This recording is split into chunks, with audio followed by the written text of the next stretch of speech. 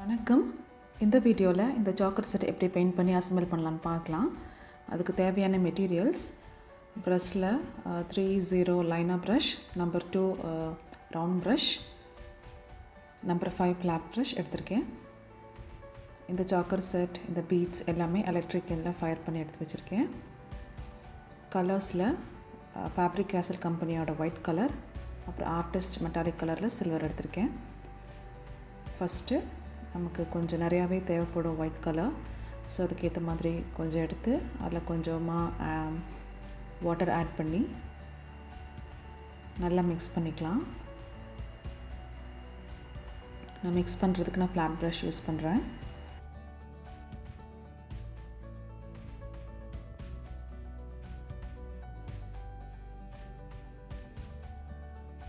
இப்போது அந்த ஸ்டிக் பீட்ஸில் மட்டும் படாத மாதிரி பாக்கி இருக்கிற எல்லா இடத்துலையும் நம்ம பெயிண்ட் பண்ணிக்கலாம். நான் இப்போ ஃபஸ்ட்டு ஃப்ரண்ட் பார்ட்டில், அப்புறம் அந்த சைடு ஃபுல்லாக நான் பெயிண்ட் பண்ணிக்கிறேன். சைடில் பெயிண்ட் பண்ணும்போது அந்த ஹோல்ஸ்குள்ளே பெயிண்ட் போகும். ஸோ அப்படி போகும்போது நம்ம அதை ஊதி விட்டோம்னா அது போயிடும். இதே மாதிரி எல்லாமே பெயிண்ட் பண்ணிக்கலாம். இப்போ ஃப்ரண்ட்டு காஞ்சிடுச்சு. இப்போ பேக் சைடில் அதே மாதிரி பெயிண்ட் பண்ணிக்கலாம்.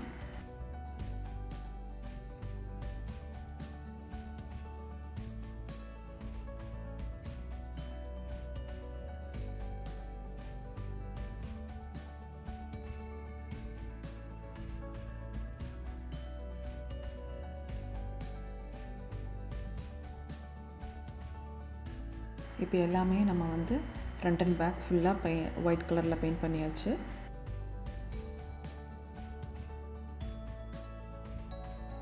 இந்த சாக்கர் செட்டோட மேக்கிங் வீடியோ, அதோட லிங்க்கு நான் டிஸ்கிரிப்ஷனில் கொடுக்குறேன். நீங்கள் அந்த வீடியோ பார்க்கல அப்படின்னா நீங்கள் செக் பண்ணி பாருங்கள். இப்போது நான் சில்வர் பெயிண்ட் எடுத்துக்கிறேன்.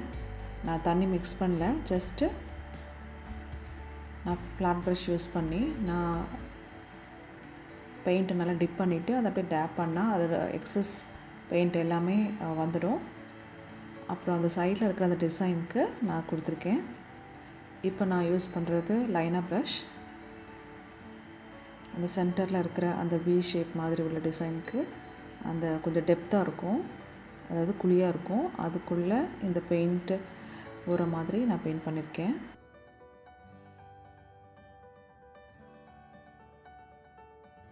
ஸோ ஃபஸ்ட் கோட்டிங்கில் இது அவ்வளோவா தெரியல, அதனால் நான் காஞ்சதுக்கப்புறமா ரெண்டாவது கோட்டிங்கை நான் கொடுக்குறேன்.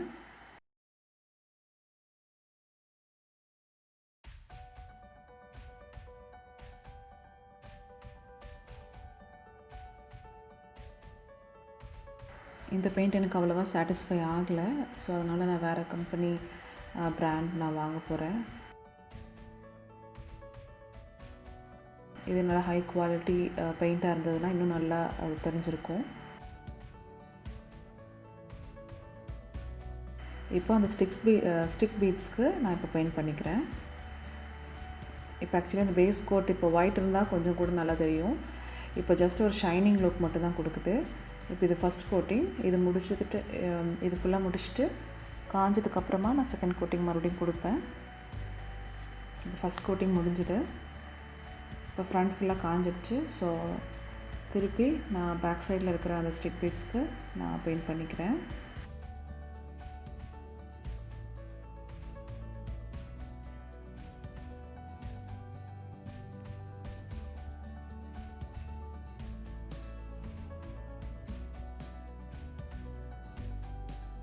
இப்போ ஃபஸ்ட் கோட்டிங் ஃபுல்லாக முடிஞ்சது. இப்போ நான் செகண்ட் கோட்டிங் பண்ணுறேன்.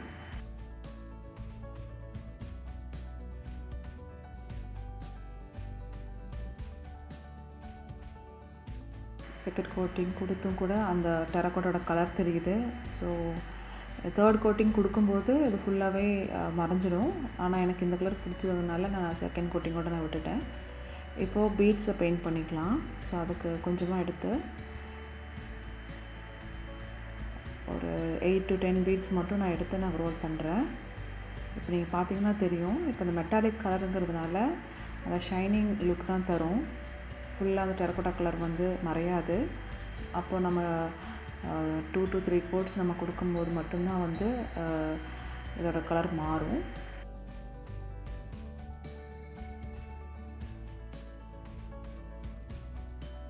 ஸோ இப்போ நான் செகண்ட் கோட்டிங் நான் இந்த மாதிரி டூத் பிக்கில் நான் அட்டாச் பண்ணிவிட்டு பீடை உள்ளே இன்சர்ட் பண்ணி இப்போ ப்ரஷ் மூலிமா நான் பெயிண்ட் பண்ணுறேன்.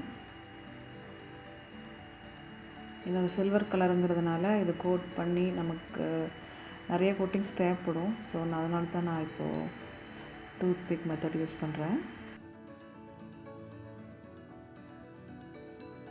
ஸோ இதை அப்படியே பெயிண்ட் பண்ணிவிட்டு நம்ம அந்த மாதிரி தெர்மாக்கோலில் நம்ம ஸ்டிக் பண்ணி வச்சுக்கலாம். அப்போ காஞ்சிடும்.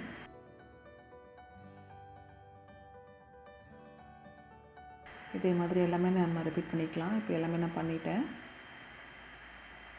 ஸோ இது நெக்ஸ்ட் டே ஒன் டே ஃபுல்லாக நான் காய வச்சுட்டேன். இதை அசம்பிள் பண்ணுறதுக்கு cutter plier, super glue, stud base, gear wire, paint பண்ணி வச்ச சாக்கர் செட்ஸு, பெயிண்ட் பண்ணி வச்ச பீட்ஸு, பேக் ரோப், அப்புறம் கியர் லாக். ஃபஸ்ட் நம்ம இயரிங் வந்து முடிச்சிடலாம். ஸோ அதுக்கு ஸ்டட் பேஸ் மேலே கொஞ்சமாக அந்த சூப்பர் க்ளூ வச்சு இயரிங்ஸோட சென்டரில் வச்சு நல்லா ப்ரெஸ் பண்ணிக்கலாம். இதை அப்படியே ஒன் டே ஃபுல்லாக டிஸ்டர்ப் பண்ணாமல் அப்படியே காய விட்டுட்டோம்னா நல்லா ஃபிக்ஸ் ஆகிடும். இப்போ அசம்பிள் பண்ணுறதுக்கு நான் கொஞ்சமாக கியர் ஒயர் எடுத்துக்கிறேன். இப்போ எப்படி நான் கோக்குறேன் அப்படின்னா 2 பீட்ஸு, அப்புறம் ஒரு சாக்கர் பீட், அப்புறம் 2 ரவுண்ட் பீட், அப்புறம் ஒரு சாக்கர் பீட், அந்த மாதிரி. ஏன்னா ஒரு சாக்கர் பீடுக்கும் இன்னொரு சாக்கர் பீடுக்கும் உள்ள டிஸ்டன்ஸ் வந்து 2 பீடோட டிஸ்டன்ஸ். அதனால் 2 பீட் கோக்குறேன். ஒரு பீடு கோத்திங்கன்னா அந்த ஒயர் உங்களுக்கு தெரியும்.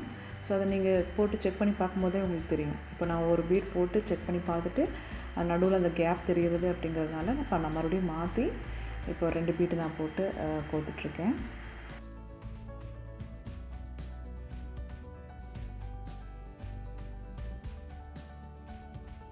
ஸோ கடைசி எண்டிங்கில் வந்து நான் ஒரு 5 பீட்ஸ் போட்டு கடைசி வரைக்கும் நீங்கள் அந்த சாக்கர் பீட் கொண்டு போகக்கூடாது. எண்டிங்கில் வந்து ரவுண்ட் பீட்ஸ் தான் கொடுக்கணும். ஏன்னா நம்ம பின்னாடி கழுத்துக்கிட்ட போகும்போது அந்த சாக்கர் பீட் இருந்ததுன்னா பின்னாடி போகும்போது அசிங்கமாக இருக்கும்.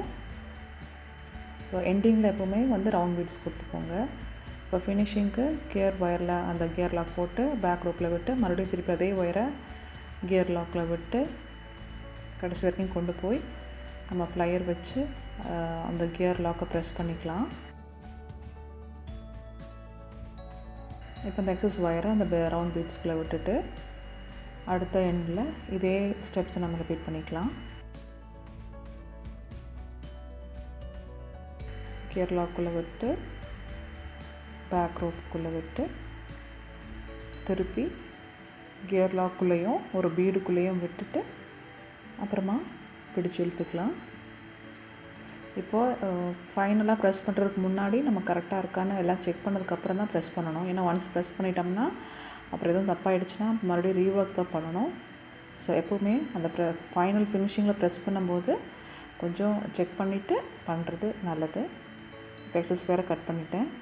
அவ்வளோதான், சாக்கர் செட் ரெடி ஆயிடுச்சு.